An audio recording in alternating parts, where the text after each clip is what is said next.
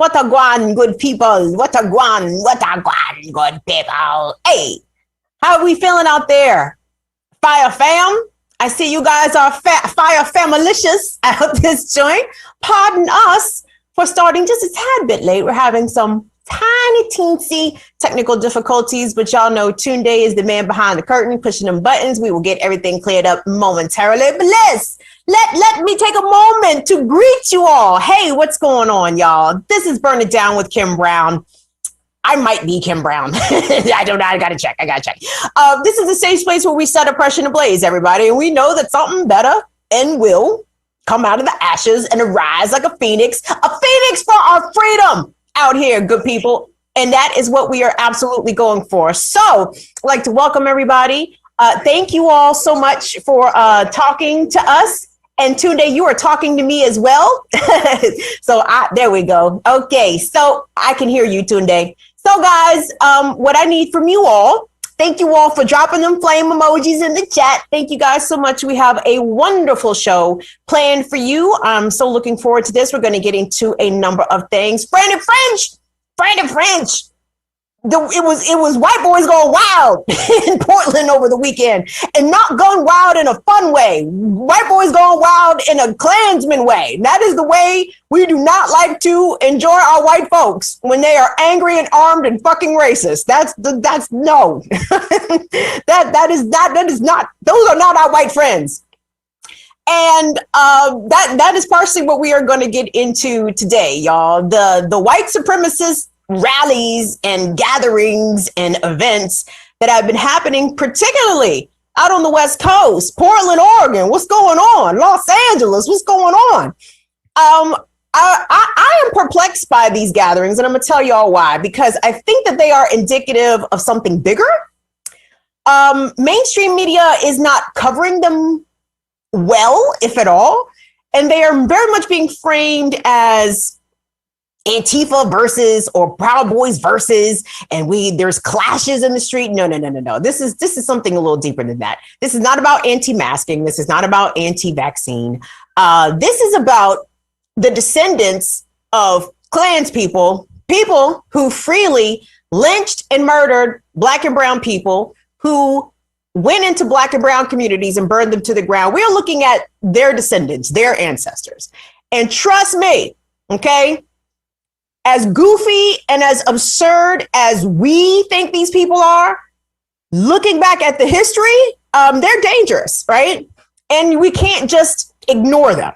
Now, what happened January 6th was very much a climax of this white supremacist, Trump shit sort of come to life. But I don't think that January 6th was the end of it. I mean, just like Charlottesville was sort of, I won't say the catalyst or one of the beginnings, but it kind of was, right?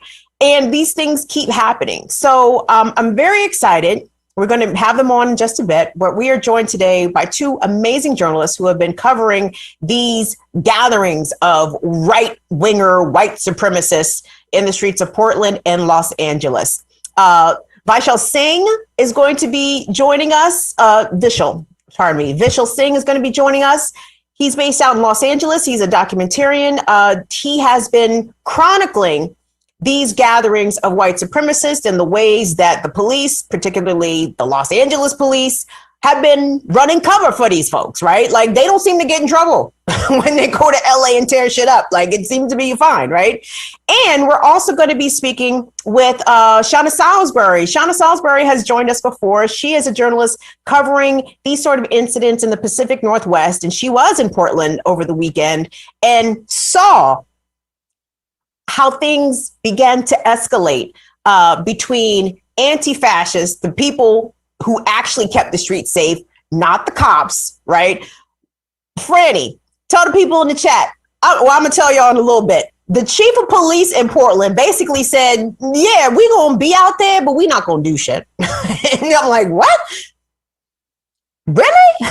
You just told the people that, huh? So if I was a Portland resident, I would be less than enthused with Mayor Ted Wheeler and the police chief out there who happens to be Black.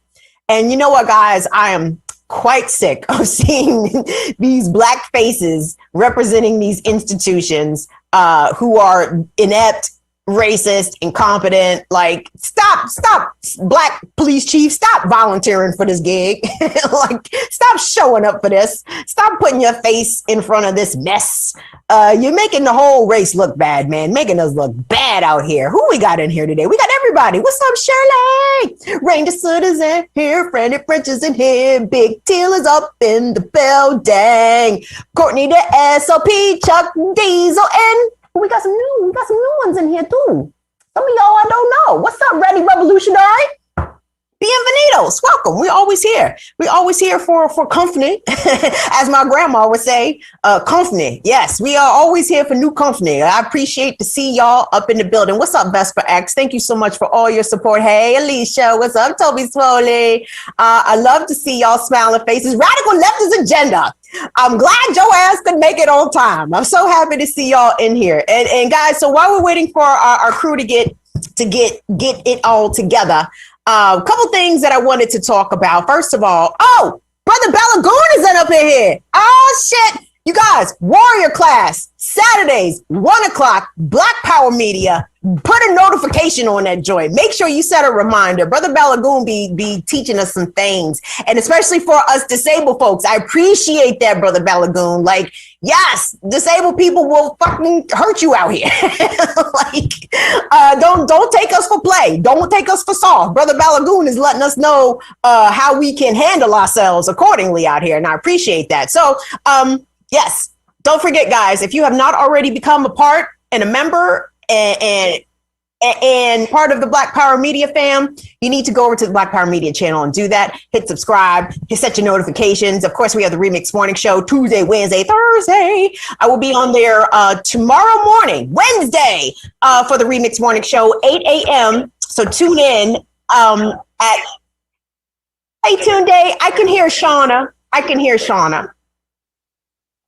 So also, guys, also a quick housekeeping note for people who have dropped some suggestions for me in the chat. I'm very excited. Tomorrow night, actually, I think it's at 7 p.m. I'm going to be on the Sabby Sab show. I'm going to be on there with Sabby.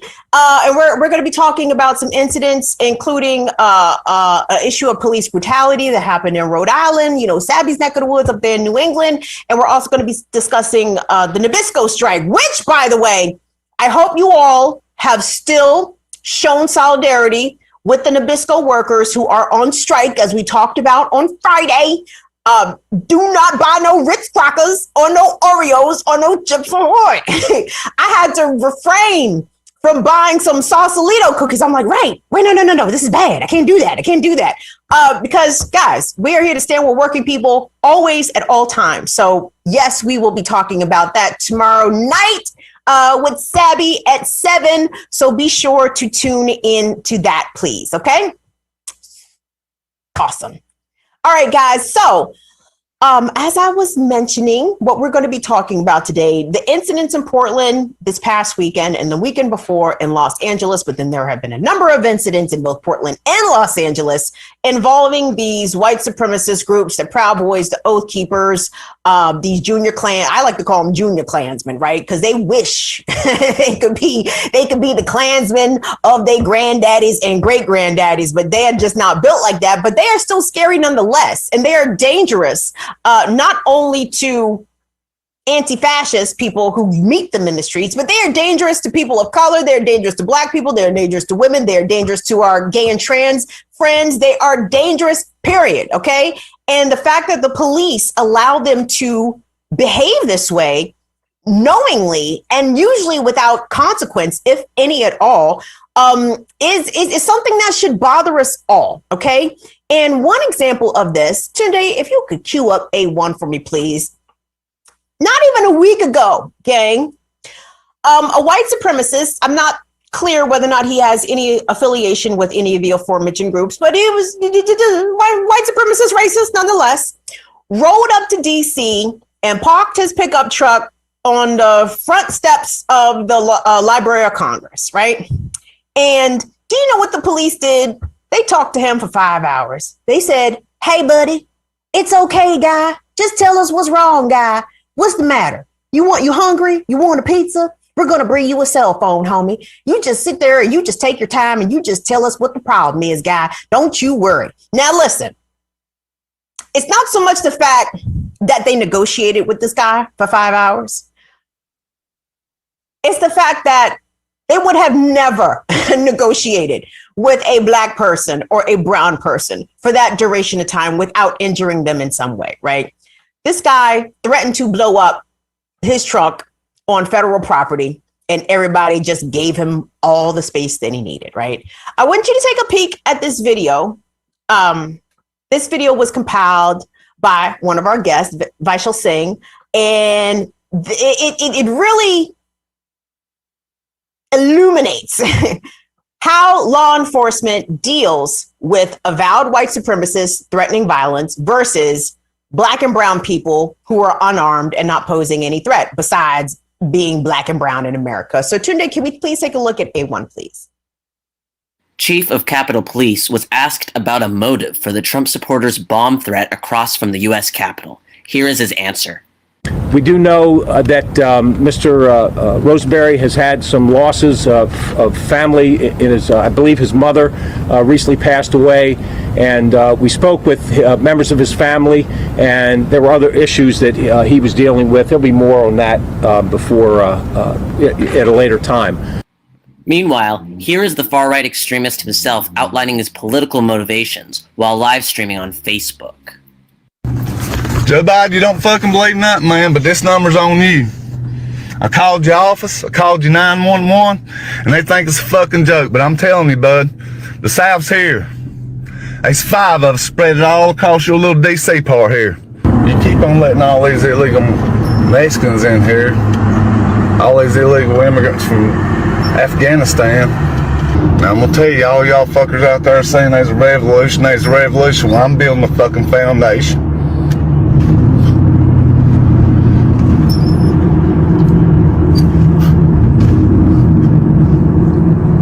If you don't come, you can explain it to your kids. This blood's on your hands, Joe Biden. We can make a deal.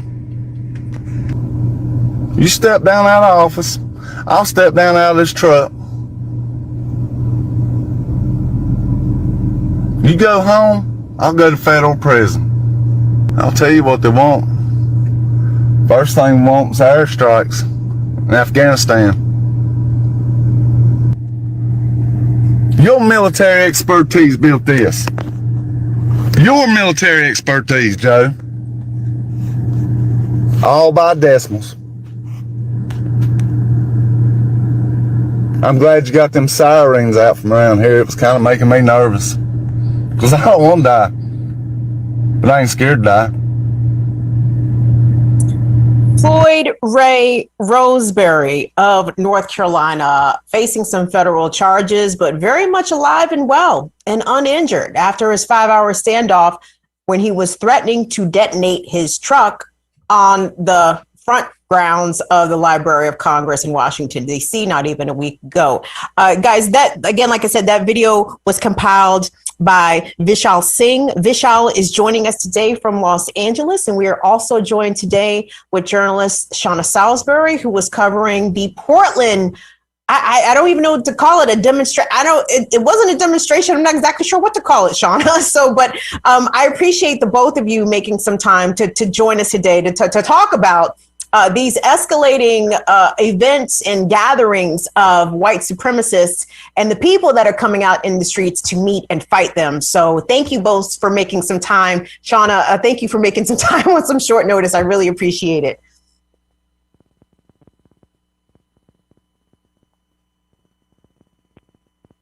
Shauna, you're muted, darling. Oh, sorry about that. Thank you for having me on again. Awesome. Vishal, can you hear me as well? I can, and same thing. I thank you so much for having me on. I'm glad to be here. Oh my gosh! Now I see your face, Vishal. I want to run my fingers through your hair. I'm sorry. My bad for making this awkward. I just said, "Ooh, look at those locks." No, run my fingers through them. gorgeous hair. Anyway, you guys, I appreciate you both being here. And Shauna, let's start with you because you were actually on the ground in Portland. Shauna, you've been covering all kinds of these gatherings of these white supremacist group, the Proud Boys, the Oathkeepers. I'm not even really sure what to make of this. So talk to us about, let's start off by what was known coming into the weekend. It seemed like all Portlanders knew that something was going to kick off on the 22nd. And I'm just curious as to what was known. What did you know before this weekend? And tell me what you were able to observe.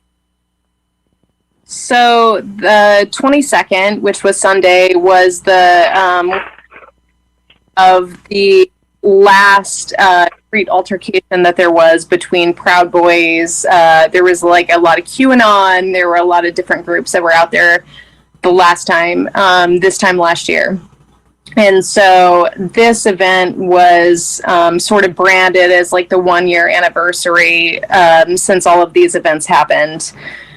And originally it was the Proud Boys, I believe, that started planning, and they wanted to make some sort of Summer of Love barbecue is what they were kind of branding it as, to hold in downtown Portland. And so anti-fascist protesters scheduled a separate event to be held downtown as well. And actually, as of, I think it was Sunday morning, when the event was supposed to take place, that's when the Proud Boys decided to switch the location to have the event to an abandoned Kmart parking lot in Northeast Portland. I want us to take a look, guys, at a compilation of some videos. One of the first video clip is going to lead with a local news report from, I think it's KOIN, Coin News 6. And it's going to be followed up with a couple of other videos, one from an independent journalist, A Cat with News, Sean Carmichael, who was able to capture footage of an active shooter. There was a man shooting, I'm not sure at whom or arbitrarily, out on the streets, and he was detained by police, and we will see that.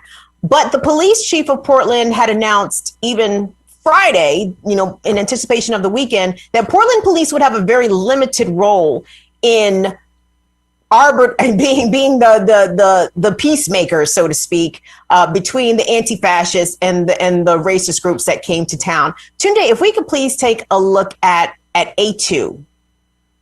Portland police do believe that these protesters will be downtown Portland tomorrow. Specifically, they think they're going to be in Tom McQuall Waterfront Park, but that they could move anywhere downtown, as we have seen that in the past. If you take a look at this video, we know that these opposing groups, police are reporting that they have brought dangerous and even deadly weapons, including guns, to these kinds of events.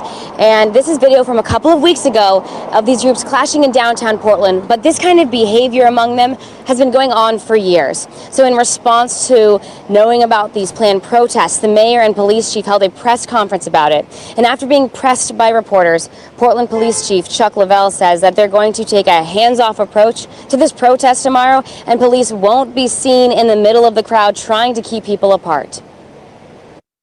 People should choose to act peacefully, even with those they disagree with. People can and should keep themselves apart and choose to avoid physical, violent confrontations. My message today is simple. If you're considering coming downtown to fight, threaten people, or participate in violence, stay away.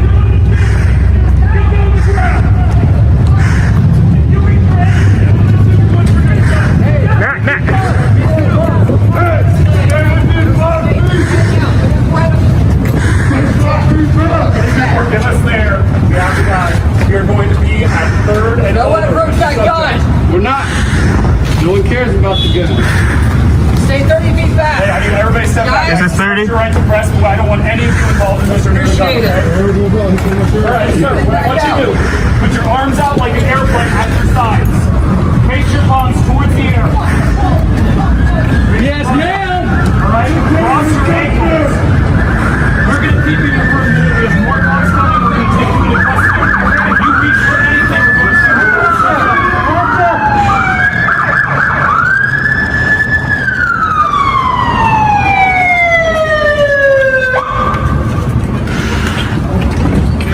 Do you have any other weapons on you? Crossing. You're fine. Relax. You're all right.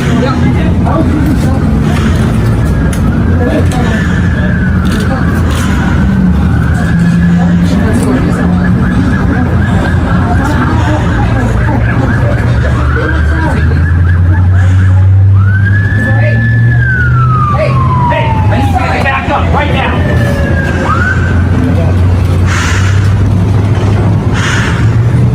Guys, thanks for staying back. Appreciate that. Hey, if anyone was a witness to this original event, we'd like you to stand by here on the sidewalk so people can talk to you. Out of the street. If you're going to be out here recording, that's fine. Over here.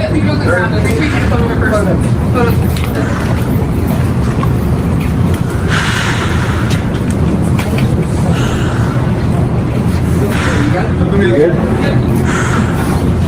Don't be taking pictures of me, motherfucker. Going in that way. You're not helping me at all.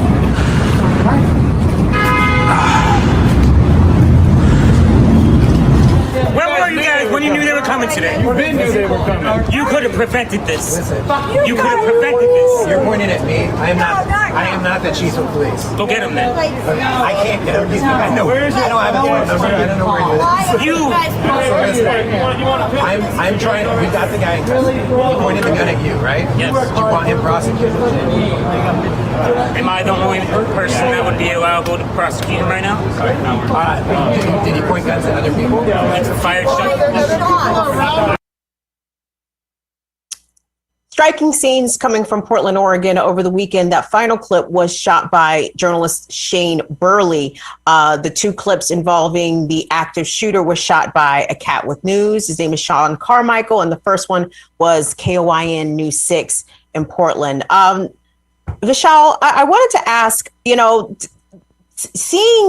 just saw two white men in different cities threatening violence. One actively was dispensing violence in the form of firing a handgun in a public street. And somehow the police managed to arrest and subdue these men without injury, without killing them. And we know that had the suspects been black or brown, that outcome would have been much different. But given in addition to the events in Portland, which I know you were following very closely, similar incidents and events have happened in Los Angeles. And what has been your observation of how the police deal and interact with these groups, even when they are obviously threatening violence to innocent people who happen to be in proximity? It seems very chummy, and the police seem very, very gentle with these individuals who always happen to be white from my perspective. Yeah, so I've covered several demonstrations held by the far right and replying counter protests that happen, and many of them have turned into clashes where things get violent. And what I've consistently seen is the Los Angeles Police Department, who's usually in charge of these kinds of situations, they'll try and keep the sides divided, but there's really not a proportional level of policing and aggressiveness they apply to one side versus the other. So, for example, we saw there were two pretty significant clashes over WeSpa, which is a Korean spa. There was an issue over transgender people being allowed into the spa, and it became kind of a flashpoint for right-wing panic and hatred. And there was a right-wing rally there with a lot of Proud Boys and other far-right extremists. And they were open carrying bats and pepper spray and taser guns and and knives and batons. And they weren't really hiding it from police. Police kept the sides separate as much as they could. but didn't really seem bothered by the far right openly brandishing weapons. Conversely, the side with the leftists and the counter-protesters, the pro-LGBT side, they were shot at with less lethal rounds, they were baton, they were hit, and none of them were, you know, openly carrying any weapons or acting aggressive in a way where they were starting fights. During the July 3rd WeSpa incident, there was a situation that a colleague of mine captured on film where a far-right extremist actually stabbed two people. He stabbed one leftist protester in the legs 3 times, and then stabbed one of his own far-right extremists by accident while he was getting up. And this was filmed, this was well documented by both right-wing media and left-wing media, and nothing came of it. There was no headlines about it, there was no arrests made. Even now, there has been little progression in that case. And I think what we're seeing is LAPD and police departments around the country kind of giving far-right extremists a pass with their violence. And it's making a lot of these folks on the far right, especially people like the Proud Boys, they seem to believe that they can get away with it. And that's escalated a lot of the violence on the ground here in Los Angeles, and clearly from what we've seen in Portland over the weekend as well. And unfortunately, it feels like this is becoming common. This is becoming consistent. Shauna, I mean, the police chief of Portland said in advance that his department was going to be taking a hands-off approach, which I found to be incredible, given the amount of violence that these groups tend to bring. And of course, like, you know, we on the left over here, we revolutionaries. I'm not blaming the anti-fascists at all. Like, I'm glad the anti-fascists showed up to meet these people, but you know, absent them being met in the streets by anti-fascists, it seems as though these groups would have just been able to just go around unabated. And I'm curious, you know, what you observed in terms of the police, their actions. I mean, we saw that clip of them thankfully subduing an active shooter, but you know, that's the minimum that they should have been able to do. But how did you see police interacting with the groups associated with those on the far right? And if you witnessed any violence, what was it? So I kind of talked to you about this a little bit earlier, but I attended the Proud Boys rally early on in the day, and there were a lot of speakers, and it was just like pretty slow and pretty, you know, it seemed like most of them were just like trying to hang out in the parking lot and like chug White Claws and, you know, do whatever they normally do. And saw, I mean, you know, it was on the northeast part of Portland. There was no police from what I saw. However, I will say that so I actually left for a little bit after some of the far right had given a lot of their speeches. And I came back after the interaction had happened between anti-fascists and between the far right. And I will say that when I was driving back around, that was the first time I had seen a police officer anywhere near the area, and they didn't even turn in the direction to go close to where the incident had just happened. So there was a vehicle with like an LRAD on top of it, and I thought that they would actually be going towards where the van had just been flipped and where anti-fascists and far right had faced off. But instead they turned around and they went some other opposite direction. The first police interaction that I saw was after I went downtown and I heard all the gunshots going off and ran towards the direction of where everything was happening. And that was the very first time that day that I had actually seen police actually interfere with any sort of interaction from that day. Yikes.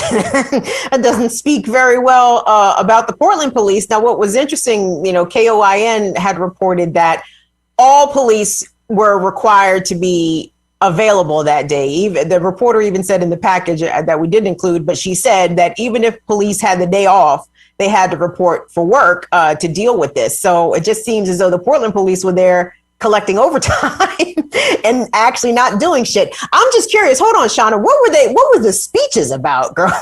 Like what was the goal of the day? Like what were they there to propagate at this speech, at the speeches? Well, what was actually interesting was that one of the speeches came from, so I'm not sure if you're familiar, but Tesla, Tiny Toes is his, like, Proud Boy's name, street name. So he was there kind of being the MC for all of this. And whenever I was there standing there, there was a so-called journalist who works for a media company. I think he's branded himself. But as a conservative journalist, he got up there and spoke in front of people and basically was trying to claim, we're not white supremacists. Like, you see more diversity in this crowd than you do in anti-fascist crowds, for example. So that was like one of his big hammering points. And then he kind of went into some other things, but that was like the main one that I can really remember, was him trying to focus on, look how diverse we are compared to like anti-fascist groups. And also, it's kind of strange getting up there as like somebody who's supposed to be objective as a news person and like telling a crowd of people, the liberals are, responsible for everything, for all these problems, and it's not us, it's them. So it was definitely like a eye-opening in the way that I've never seen a, self-proclaimed journalist go out there and try to claim that they're like on one particular side, Was it diverse? I'm just curious. What was the level of diversity? Now my interest is way more piqued. No, I mean, to be honest, it was surprisingly diverse, but I will say that I feel like there was more media present than there were actual Proud Boys or like people who were there to attend the event. Mm-hmm. Vishal, Shauna mentioned Tiny Toes, which I learned about Tiny Toes from following portions of your Twitter feed and, following your threads and following other journalist threads who have been documenting and tracking these people. Is it generally like the same crowd of folks, of white supremacists, of, far right wing affiliated groups? Like, are these the same people showing up to the same protests? They are showing up to the anti-mask, the anti-vax, the anti-trans joints. I mean, they're just showing up at anti-everything. It would seem that way. Why is it we're seeing the exact same people? And are we noticing these numbers growing or shrinking, or what have you observed over the past couple of years of following these folks? Sure. So it's interesting that you mentioned that. It really is a lot of times the same people. Of course, Tiny is known in the Portland and Vancouver area, but Shauna, you were talking about that conservative guy who claims to be press that was on stage. That gentleman's name is Thomas Morales. He's actually an LA-based right-winger who has been constantly on the ground here in Los Angeles and doing a lot of propaganda for the Proud Boys here. So it's interesting that they all do kind of communicate and help each other out when their numbers are low. In terms of how the numbers are doing, I see it in waves. Sometimes they have a little blow up and they get a lot of attention and they get a lot the right perfect storm of media and Twitter rage can get them to mobilize a lot of numbers. But then other times, sometimes not a lot of folks show out, and you get the same hardcore Proud Boy folks, and they get outnumbered by anti-fascists and other leftist activists. So it seems it's hard to find a consistency with them, but I have noticed it's often the same people, which has made identifying them pretty easy, honestly.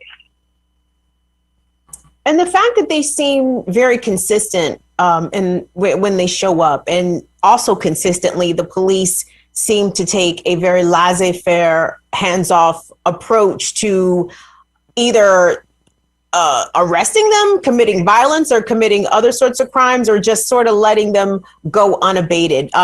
Vishal, what are some of the relationships, maybe not specific relationships, but if you know them, sure. But from what you've observed, like the way that LAPD specifically deals with these right-wing groups when they have these gatherings and they're talking shit and they're getting rowdy, like what do the cops do? I already know what they do, but I want you to tell everybody else what they do.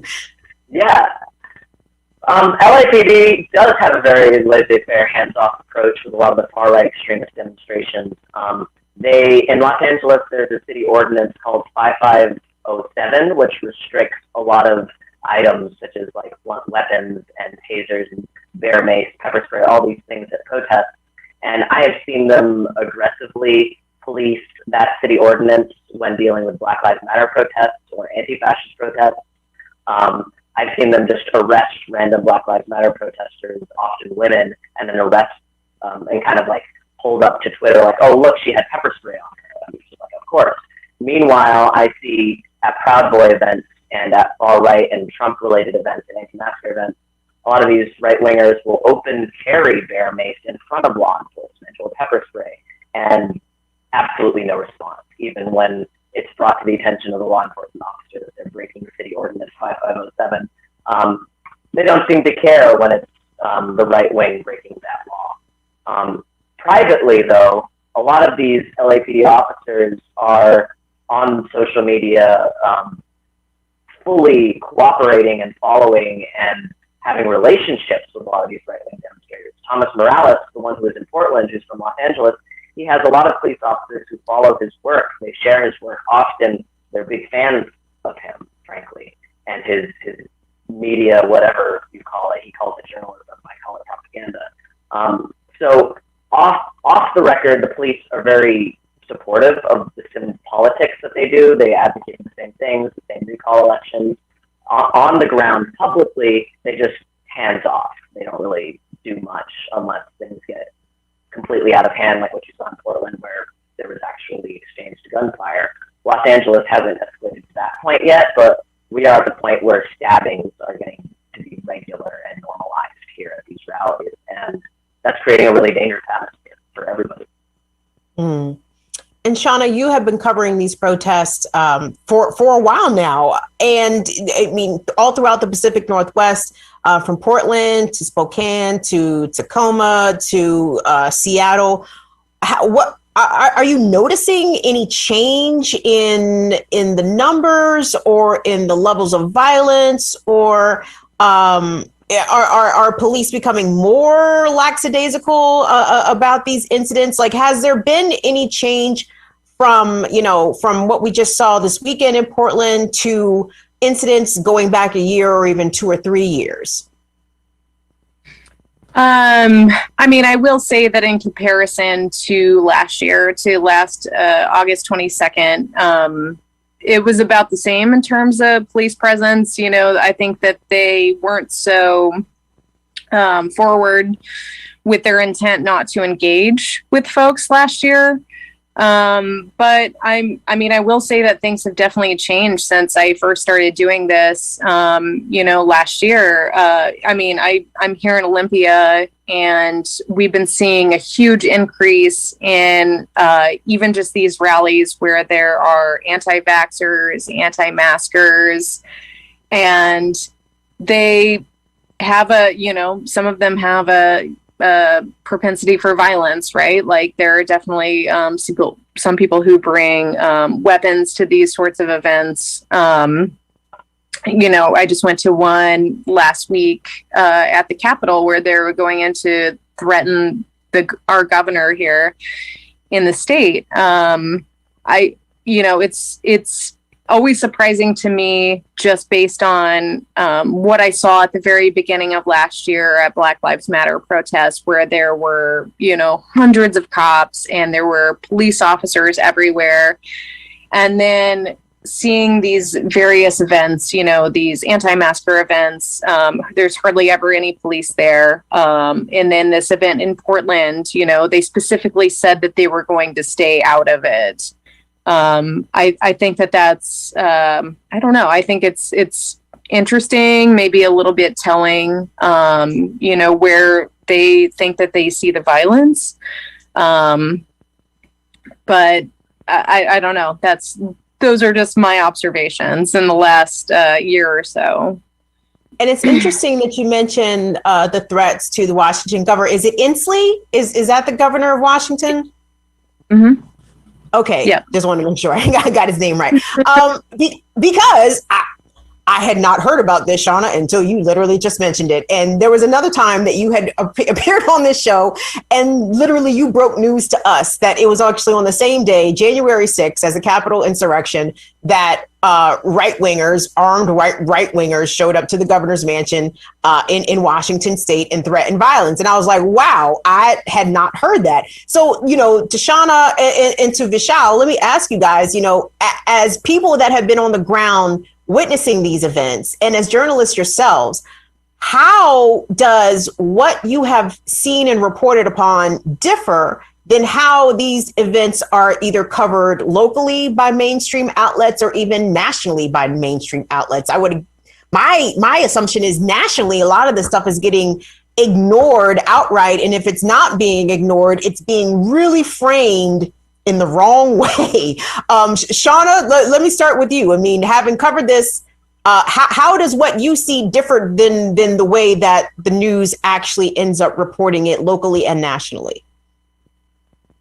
Well, I always kind of rely on my parents who live back in the Midwest for this type of thing to, you know, give me the news on this, because I never really know what's going on nationally. But you know, from what I've heard, they haven't really heard much about any of this that's happened.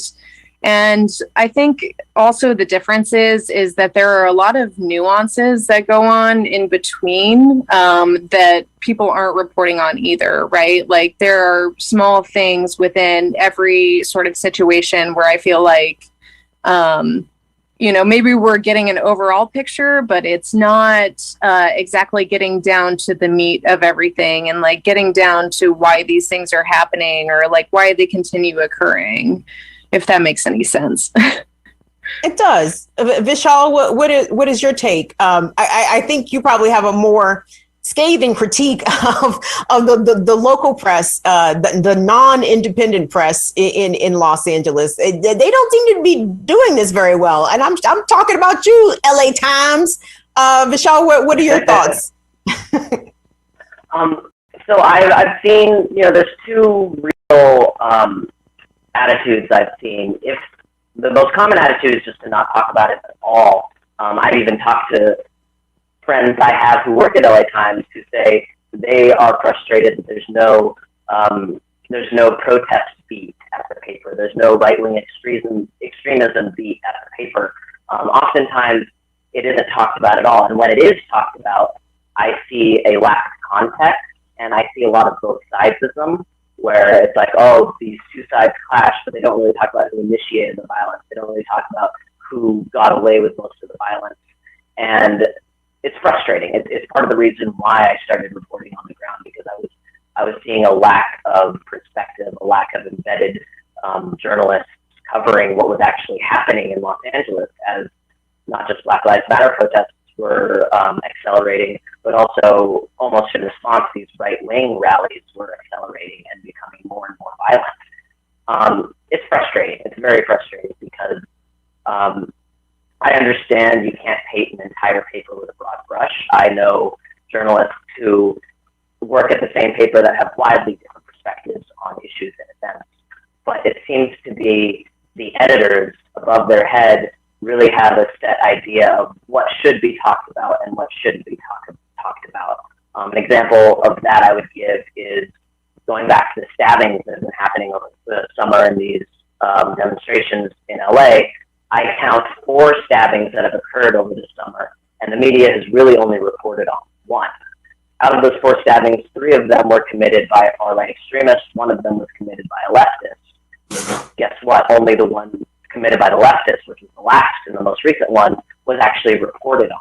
And for me, you know, I feel like they are completely leaving out the escalation, the fact that the far right is the first group that started stabbing people at these protests. And it leaves out a lot of context.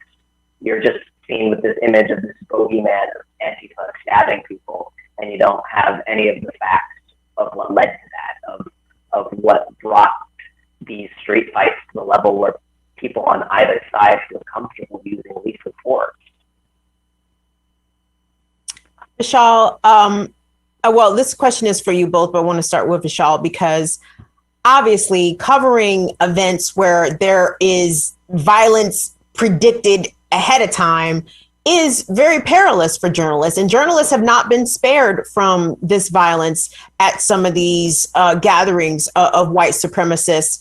And Vishal, I don't like the fact that, I mean, they know you by name. Like I've seen videos and they're like catcalling you and you know, antagonizing you. And you've been attacked. You've had your equipment broken. You have been physically injured at some of these, I will not call them clashes, at these white supremacist gatherings. And the police have also injured you. Talk to me about, I mean, the personal risk that you take and journalists like yourselves take in order to bring these stories to the rest of us, you know, despite the mainstream media blackout. I mean, we are watching. You understand? Like, I can't tell you both how much I'm deeply appreciative for the work that you do, because if you weren't out there, how in the hell we know that these racist, you know, crazy white folks are out here like just going wild, literally. So Vishal, talk to me about, you know, the personal risk that you take in order to document these instances and talk to us about these people. You know what I mean? Like you were calling these people out specifically, but conversely, they are calling you out and therefore making you a target. Indeed. So it has become consistently more and more dangerous to start reporting on civil unrest in the United States in general.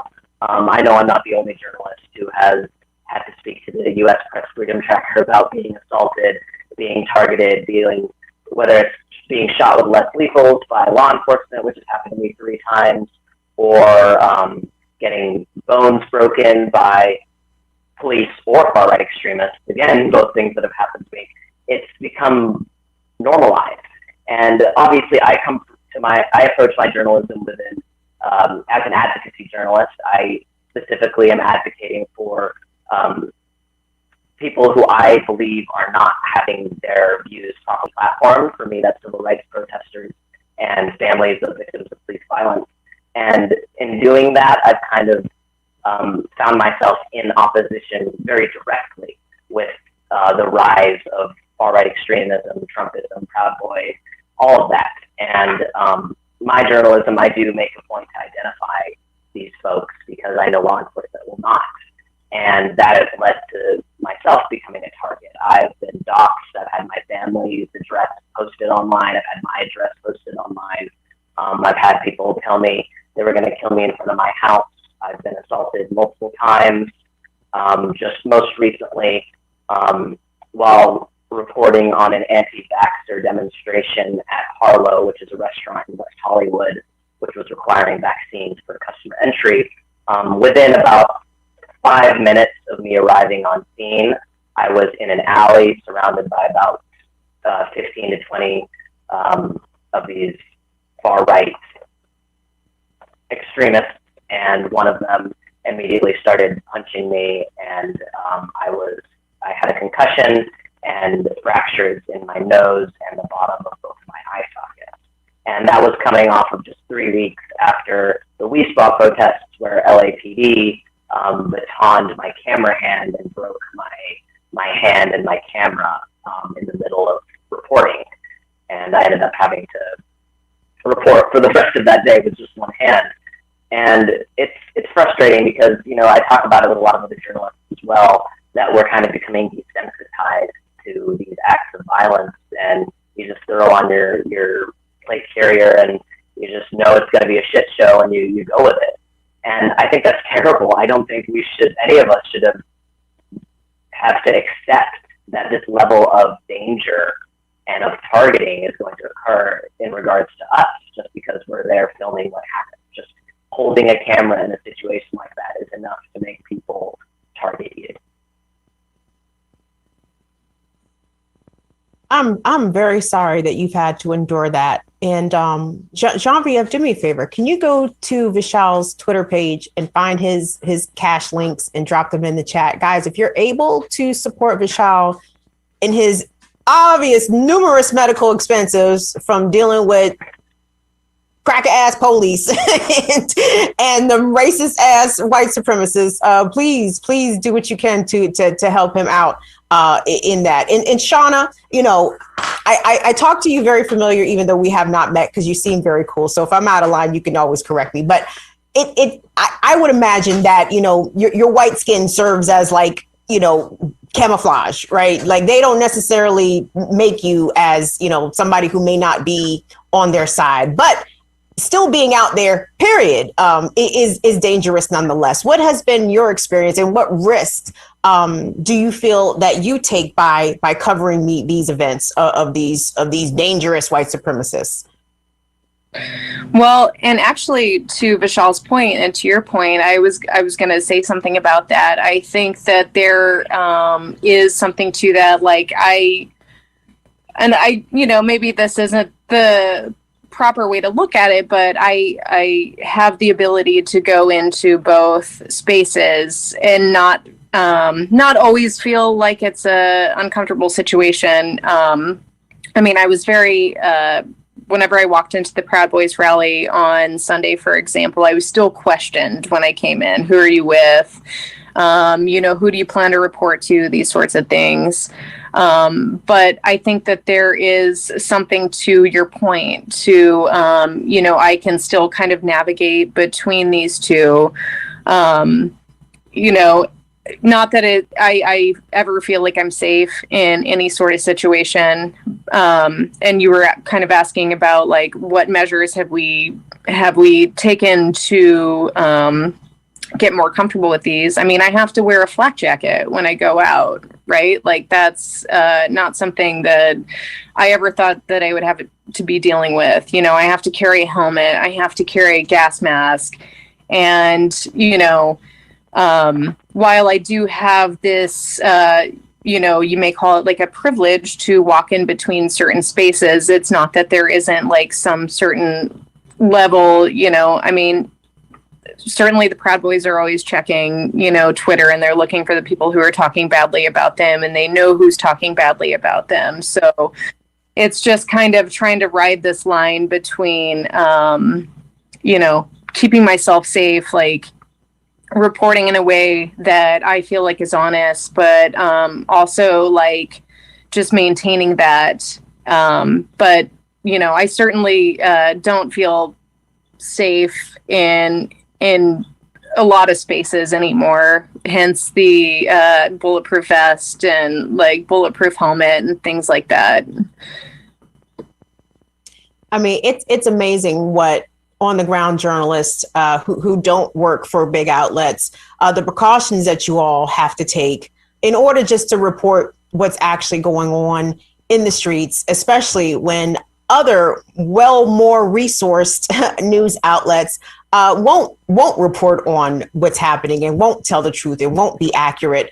It won't give the proper context. So again, I just want to thank you both very much for what you do, for the risk that you assume in order to make sure that this shit is on the record. Like somebody is recording this, someone is watching this, someone is broadcasting this and putting it in the way and framing it in the way that it needs to be framed. And my concern is that these folks are just not going to stop at these one-off events, that, you know, they're going to start gathering in communities of color and actually threatening real violence to people of color or people, you know, whom they disagree with, which seems to be everybody who's not on the right. So I want to thank you both again. You guys, we've been speaking with journalist Shauna Sowersby, based out of the Pacific Northwest, and we've been speaking with journalist and documentarian Vishal Singh, who has been on the ground in Los Angeles covering these right-wing extremist gatherings, much to his own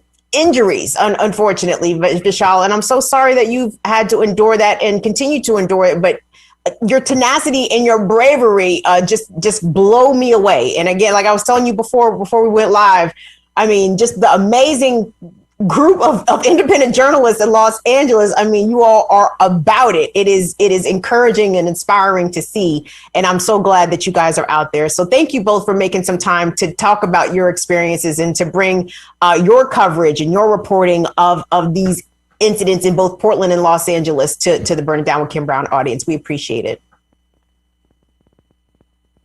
Yeah, thanks for having us. Thank you, guys. Thank you both so much. Guys, it's a little after 6, and I was going to talk about something else. I was going to talk about the Pfizer vaccine receiving full FDA approval, but really in the context of why are Republican governors determined to kill their constituents and the children? Ron DeSantis in Florida is being sued. There was a hearing going on today about that. Parents are suing him over his mask mandate ban. Texas is going crazy with the Lieutenant Governor Dan Patrick blaming Black people for the lack of vaccinations. But this is all things that I think will still be very relevant for us on Friday. Okay, so it's 6:04. I'm going to dismiss the class. Thank you all so much. Did we have some trolls show up and talk shit in the chat today? Did y'all bounce them Bamas up out of here? I thought I saw some dust up in the joint. Well, I don't know. Tunde, you tell me. Pop up in here real quick, Tunde. What kind of time you got? Can we go 20 more minutes? Jean-Vieve said we did have some trolls. Did you coupe la tête, Jean-Vieve? You yapping their heads off? What you think, Tunde? I could go either way. I don't want to hold y'all hostage. Okay. All right. Okay, guys, let's go there. Vaccines. Now, I know some of y'all's anti-vax. Let me just say this real quick. I know y'all not 100% anti-vax, but y'all have the concerns of, the FDA full approval, the process was rushed, etc. I understand that. And I feel as though I have been a bit harsh with some of y'all who have been determined not to get vaccinated or perhaps reluctant. Y'all, I get it. I don't trust the government either. I don't trust the FDA either. I'm old enough to remember Fen. Girls and boys, do y'all remember Fen? In the 90s, the FDA approved this weight loss drug that was fucking up people's hearts. They had to recall it. The FDA, is not necessarily always on the correct side of health. They err a lot on the, side of the pharmaceutical companies. I understand all that, guys. But at the end of the day, capitalism knows that you got to pay that rent.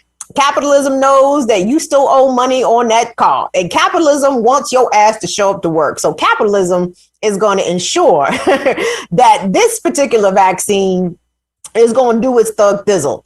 And what I'm concerned about is that, again, not enough people are getting vaccinated at a rate sufficient enough to keep up with the virus's variants. And that's where I'm concerned. So if you had been waiting on that FDA approval, well, goddamn it, it is here. So please make haste to get to somewhere and get a shot, because I have no skin in the game with Pfizer, Moderna. I don't even have 401k. I don't fuck around with investing. I'm saying that to say I don't care what Pfizer and Moderna do as companies. I'm concerned about you and yours. So if you have not yet gotten vaccinated, please think about it, consider it, because the Delta is jumping on people, y'all, and it's not cute. It's not cute. We are back to rocking at 1,000 deaths a day from COVID.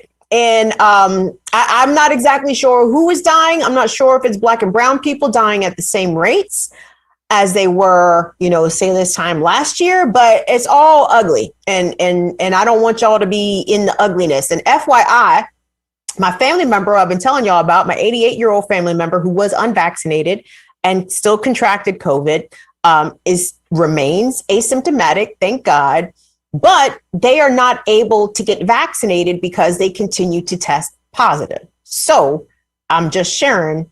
But Sunday, there's a lot going on here. Let's start with the governors. Let's do this. Tunde, if you could please pop up B1 for me, please, okay? So this was tweeted out in the past 24 hours. The governor of South Dakota, Kristi Noem, oh my God, what a butthead. We don't like her. She's not nice to the indigenous people up there in South Dakota, and she don't seem to be all that bright. But you know what?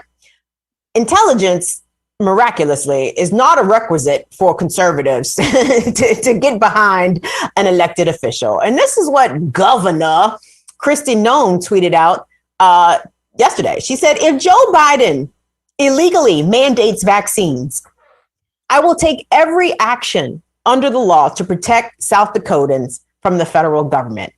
What in the fuck does that mean, Kristi? I don't know if Biden can mandate vaccines for everybody. I know that businesses are beginning to mandate vaccines for their employees. I know the U.S. military, in the form of the Pentagon has now said all active duty members must receive a vaccination. I think this is going to be a very interesting showdown or standoff between those who refuse to get vaccinated in the military specifically and those who don't. Tunde, if you could, so that's South Dakota. So let me just lead off with the governors. If you could pop up B2 for me, please, sir. This it's up to the Democrats to get, just as it's up to Republicans. Oh, what happened? What was that? A B2 should be a tweet. Oh, okay. B2, you guys, come from Tennessee Governor Bill Lee. We have any Tennesseans in the house? Bill Lee put this executive order out last week, I believe, but this is what the tweet says. He says, no one cares more about the health and well-being of a child than a parent. I'm signing an executive order today that allows parents to opt their children out of a school mask mandate if either a school board or a health board enacts one over a district. Okay. Executive order by the governor allowing parents to say freedom. We have the freedom to spread COVID to everyone else in our community. You can't make us wear no mask, Joe Biden. Anyway, B3, young man, please. Here's what's happening in Florida, everybody. Florida, this is from WISH TV, WISH TV. Florida's power struggle over wearing masks in school to guard against coronavirus infection landed before a judge considering a lawsuit that challenges Governor Ron DeSantis' order reserving the mask decision for parents. Yes, parents have said, what are you, crazy? Parents have filed lawsuits against DeSantis. They were having hearings about this today. I'll bring the update to you on Friday about how that goes. I'm hoping that, common sense will prevail. I can't quite understand why these specific to Republican governors are determined to kill their constituents, to kill the kids, and not even their constituents, guys, because we, Black and brown people, marginalized communities, regardless, we are still the most vulnerable and most susceptible to COVID going bad for us, right? So if there's a whole bunch of people out here not vaccinated, I'm looking at you, white people. I know there's plenty of non-white people out here not vaccinated too, but I'm looking at you, white people, because y'all got good insurance. Us, we don't always have good insurance, okay? Guaranteed. I won't say guaranteed. I know there's poor white people out here. You guys know I'm just being facetious a little bit, but not really. I hope DeSantis is defeated in court by this. But speaking of white people, one white person of some import from the state of Texas, the Lieutenant Governor Dan Patrick, this son bitch went on Fox News, of course. And that's not the first time this nigga has got up here and talked extra crazy about COVID, right? If you recall, Lieutenant Governor Dan Patrick from Texas last year was the one who announced to Fox News audience that, Grandma, you've lived your life. If you got to sacrifice your life for the economy, then that just might what needs to happen, right? I'm paraphrasing, but that is absolutely the general gist and principle of what he said, Dan Patrick, right? Well, Dan Patrick got on Fox News. I guess he just go on Fox News and talk crazy, whatever he want to. Dan Patrick got on Fox News and talked crazy, except this time he did what I like to do, except in reverse. I blame white people for most things. He did what I do in reverse. He got on here and blamed Black people for the low vaccination rates. I want you guys to check out this package from KVUE in Texas, breaking down the lieutenant governor. Let me rephrase. Let me say it again. The lieutenant governor of Texas got on national television and said this. Tunde, can we take it? Lieutenant Governor Dan Patrick has people all across the country talking after comments he made on Fox News last night. Take a listen. The increased COVID numbers, hospitalizations, deaths are up in Texas, and there's a direct assault on your governor's policies and your state's policies. Very brief response. Yeah. Well, Laura, the COVID is spreading, particularly most of the numbers are with the unvaccinated, and the Democrats like to blame Republicans on that. Well, the biggest group in most states are African Americans who have not been vaccinated. The last time I checked, over 90% of them vote for Democrats in their major cities and major counties. So it's up to the Democrats to get, just as it's up to Republicans, to try to get as many people vaccinated. But we respect the fact that if people don't want the vaccination, we're not going to force it on them. That's their individual right. Now, of course, a lot to digest there, so let's look into the claim that black people are the biggest group that is unvaccinated. According to the Kaiser Family Foundation, only 40 states report vaccines by race. Among those that do, yes, black people have the lowest vaccination rate at 40% compared to 50% for white people. But black people only make up 12% of the American population. So for every one unvaccinated black person in the United States, there are about 4 unvaccinated white Americans. So not the biggest group. And if we look at Texas, we decided to cross-reference 2020 census data and data from the Department of State Health Services. Of the roughly 3.4 million black people in Texas, 2.4 million are unvaccinated. But of the 11.5 million white people in Texas, 6.8 million are unvaccinated. Now, keep in mind, not everyone is eligible to get a vaccine.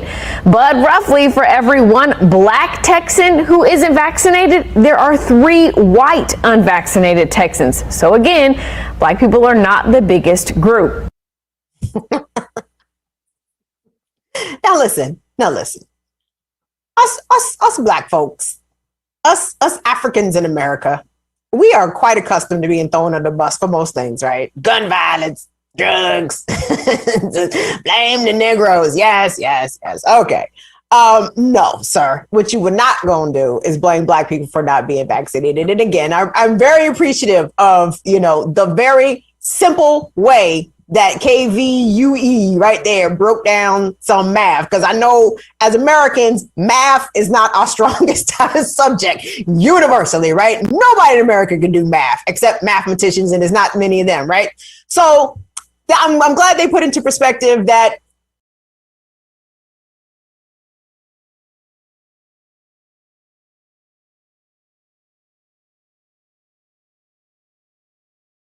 children under the age of 12 are not eligible to be vaccinated. So we're talking about a big chunk of folks when we're talking about kids under 12.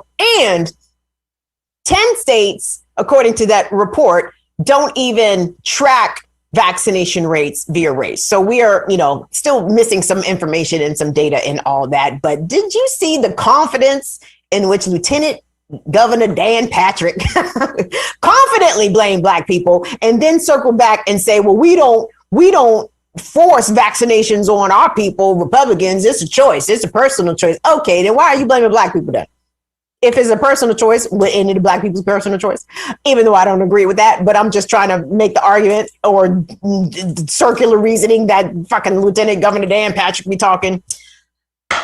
I'm please, everybody, keep our friends in Texas prayed up, because if you think that you live in crazy town in your state, I assure you, Texas and Florida and Missouri are crazier as shit. Okay, way crazier than wherever you think you are. Texas, Florida, and Missouri are way crazier than that. And fuck it, California too. We're gonna throw California in the mix because California, they wild out. The whites are wilding in California. So guys, I'm gonna say it again.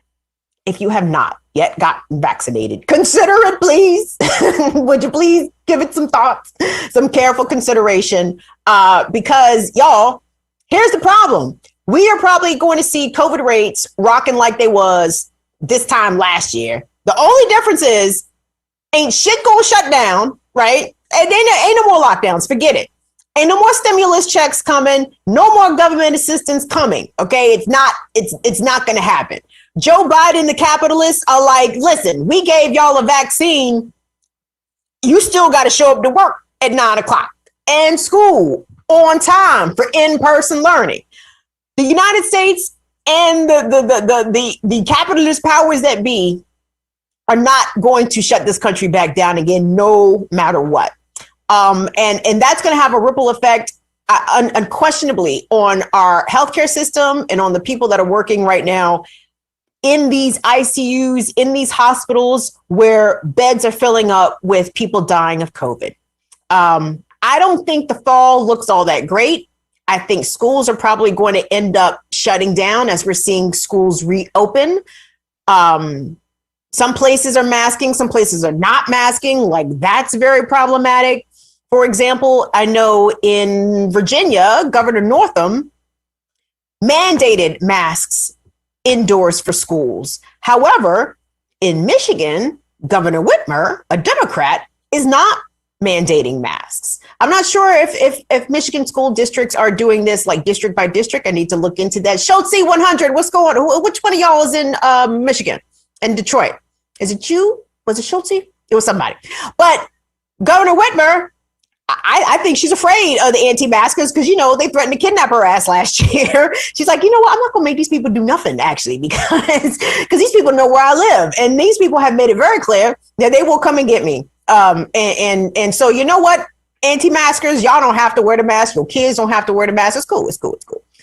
I'm very concerned. And I'm sorry. And perhaps, hopefully, in the coming weeks, I will not be talking about COVID. But again, y'all, COVID scares me. It really does. I am afraid of catching COVID at all. I'm afraid for your children to catch COVID. I am afraid about the long haulers who have been dealing with COVID for months and months and months now. I am worried. I think COVID is an imminent healthcare crisis. As we have seen, it has killed over 600,000 Americans. That is what the official number is. I actually think that it's probably killed over 1 million people because a lot of places went undercounted. Andrew Cuomo's ass in New York was undercounting the people dying in the nursing homes. Think about all the places, Florida as one of those examples, that were probably drastically undercounting COVID deaths, right? So my estimation is that we probably lost over 1 million people since this COVID pandemic began. And it's not done, y'all. And we don't know what it's going to do to the kids. And we just have to be fucking careful. So please, please, please, please. I have nothing to gain from this except knowing that y'all still are alive and walking the planet and breathing the free air. Well, semi-free air. The air in America ain't all free, but semi-free air here in the Los Estados Unidos. So please, just do what you can, okay? I'm going to turn y'all loose, okay? It's 6:22. Thank you all so much for coming through. Do me a favor, hit them thumbs up. Thank you, Chuck Diesel, for telling the people to hit the thumbs up. And yeah, we had some haters come through, but we ain't stunting them niggas. We ain't stunting them niggas. Them niggas can't fade us over here. You know why? Because we told them things too. I'm sorry, that was probably too much information. But anyway, guys, have a great one. Join me tomorrow morning, 8 a.m. over on Black Power Media for the Remix Morning Show. Of course, it's always a good time had by all with Kalanji Changa and Dr. Jared Ball and Kamal Franklin and Jackie Luke Bond and Bella Good coming through with the Warrior Class. And tomorrow night, tune in to Savvy Seb's podcast, 7 o'clock. I will be hanging out with Savvy. I'm looking forward to this. Great conversation. I'm always down to hang out with Black women on the left. Yes, all that. So we'll see y'all. Well, I'll see y'all tomorrow. I will see y'all back here on Friday. Thank you guys for your patience. Thank y'all for hanging out. Love y'all. See y'all later. Bye-bye.